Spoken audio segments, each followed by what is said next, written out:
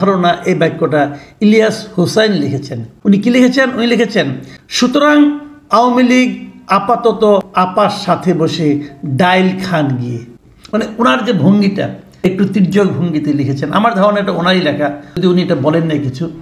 আমি ইলিয়াস হোসেনকে আবারও ধন্যবাদ জানাচ্ছি যে আপনি একটা ওই অনুষ্ঠানের, ওই বৈঠকের, ওই আলোচনা, সেনাপ্রধানের বক্তব্যকে একজন সেনা কর্মকর্তার মুখ দিয়ে যেভাবে আপনি উপস্থাপন করেছেন, আমি মনে করি বাংলাদেশ একটা ভয়ঙ্কর পরিস্থিতি, সম্ভাব্য পরিস্থিতি যারা সৃষ্টি করতে চেয়েছিল, যারা সে প্রত্যাশা নিয়ে অনেক দূর অগ্রসর হচ্ছিল, নিজেরা এক ধরনের স্বপ্ন দেখছিল, মানে এই স্বপ্নকে আমন হয় এই কথাগুলো দুঃস্বপ্নে পরিণত করে দেবে। এই লেখাটা যিনি লিখেছেন, যে সেনা কর্মকর্তা, তিনি এক জায়গায় উনি কীভাবে শেষ করেছেন সেটা ইম্প্রেশন আছে, যে এসব লিখতে লিখতেই ইউনিফর্মটা রেডি করে নিয়েছি, আবার কাজে যেতে হবে। দেশ ও জাতির জন্য এখনো অনেক কিছু করার বাকি। শুধু সেনাপ্রধানকে কিছু কথা বলতে চাই, স্যার আপনার কথায় আবার পুনঃ উদ্যমে কাজে নামছি। পরিবারের সাথে আজও ইফতার বা সেহরি কোনোটাই করা হবে না, আক্ষেপ নাই। আমরা বিশ্বাস করি এই সেনাবাহিনী ও সকল সেনা সদস্যদের সম্মান যাতে সমুন্নত থাকে, আপনি তার জন্য কাজ করে যাবেন। আমরা চাই আপনি সেনাবাহিনীকে সেইভাবে লিড করবেন যাতে এই দেশ ও জাতি আমাদের শ্রদ্ধা ভরে স্মরণ রাখে। দেখুন, এখানে একটা কথা কিন্তু আমি বলছি আপনাকে, উনি লিখেছেন যে আমরা আপনার কথায় আবার পুনঃ উদ্যমে কাজে নামছি। পুনঃ উদ্যম কেন?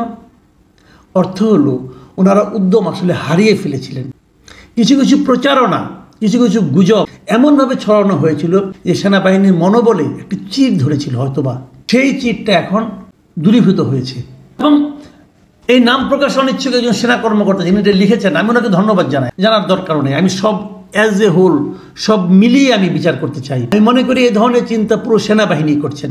আমরা দেখুন, আমরা এই সেনাবাহিনীকে গত যে আমাদের যে অগাস্ট বিপ্লব হয়েছিল, অগাস্ট যে 5 অগাস্ট যে স্বৈরাচারী হাসিনা সরকারের পতন হয়েছিল, আমরা এই সেনাবাহিনীকে আমাদের জনগণের পাশে পেয়েছি। আমরা সবসময় চাই সেনাবাহিনী জনগণের পাশেই থাকবে। এবং এই কথাগুলির থেকে আমার এটাও মনে হচ্ছে তারা জনগণের পাশে আছে এবং তারাও একটা সুষ্ঠু অবাধ নির্বাচন চাচ্ছে এবং নির্বাচনের মাধ্যমে যারাই নির্বাচিত হবেন তাদেরকেই দেশ চালানোর ক্ষেত্রে এই সেনাবাহিনী সহায়তা করতে চাচ্ছে।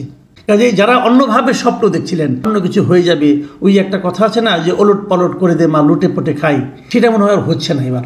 প্রিয় দর্শক, আমরা কি চাই আসলে? আমরা কিন্তু দেশটাকে বিভক্ত করতে চাই না, আমরা দেশটাতে মারামারি কাটাকাটি চাই না, আমরা একটা শান্ত দেশ চাই, আমরা একটা গতিশীল এবং গণমুখী নেতৃত্ব চাই আমাদের মাথায়। আমরা এরকম কিছু একটা চাই। বিরোধ থাকবে, মতবিরোধ থাকবে, সেই পরস্পরের বিরুদ্ধে মতবিরোধ নিয়েই আমরা অগ্রসর হব, কিন্তু আমরা দেশটাকে অস্থির করে তুলব না। দেশটাকে সুস্থির রেখেই, সেই মতবিরোধকে মাথায় রেখেই আমরা দেশটাকে সামনের দিকে অগ্রসর করব। প্রিয় দর্শক, আমি মনে করি সেই লক্ষ্যের ক্ষেত্রে সেনাপ্রধানের বক্তব্য, একজন সেনা কর্মকর্তার লিখিত বক্তব্য এবং ইলিয়াস হোসেনের পেজে সেই বক্তব্যটা প্রকাশিত হওয়া মনে করি ইতিবাচক ভূমিকা পালন করে।